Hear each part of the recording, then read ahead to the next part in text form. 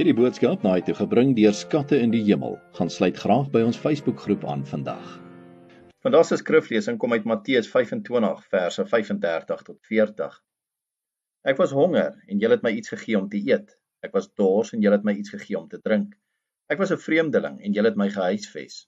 Ek was sonder klere en julle het my klere gegee. Siek en julle het my verpleeg. In die tronk en julle het my besoek. Dit verseker ek julle. Vir sover julle dit aan een van die geringstes van hierdie broers van my gedoen het julle dit aan my gedoen. Vandag se boodskap is getiteld Ware Christelike Liefde. Praktiese geloofwaardige liefde is al wat die wêreld gaan oortuig dat Jesus werklik in ons lewens 'n verskil maak. In die vroeë kerk het die Christendom in 'n heidense wêreld vinnig versprei, omdat die volgelinge van Christus met 'n grenslose liefde geleef het.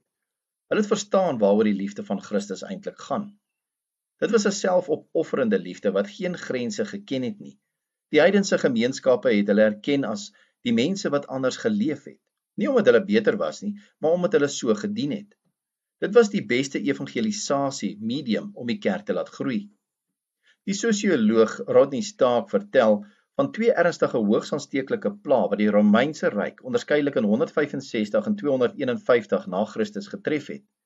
Elke keer het ongeveer 1/3 van die Romeinse Ryk se inwoners omgekom. Die praktyk van die Romeine was om hulle siekes op die straat uit te sit, om die risiko van aansteeklikheid te verminder. Diegene wat dit enigstens kon bekostig, het die berge ingevlug om aan die plaag te ontkom.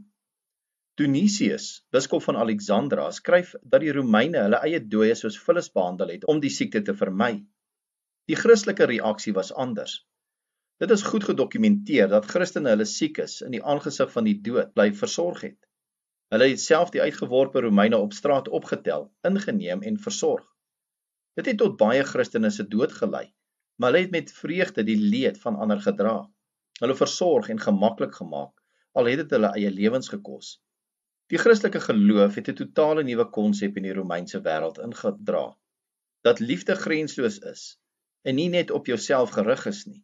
Hulle het dit selfs verder geneem as slegs mede-Christene. Hierdie geloofwaardigheid het mense 2 keer laat dink en die kerk het gegroei. Kom ons bid saam. Ons hemelse Vader, help ons om onvoorwaardelik lief te hê soos Jesus. Help ons om met geloofwaardigheid Jesus se liefde uit te leef. Ons bid dit in sy wonderlike naam. Amen. As jy soortgelyke boodskappe wil ontvang Maandag tot Vrydag, sluit aan by ons WhatsApp broadcast groep. Stuur net jou nommer na 072 581 2973.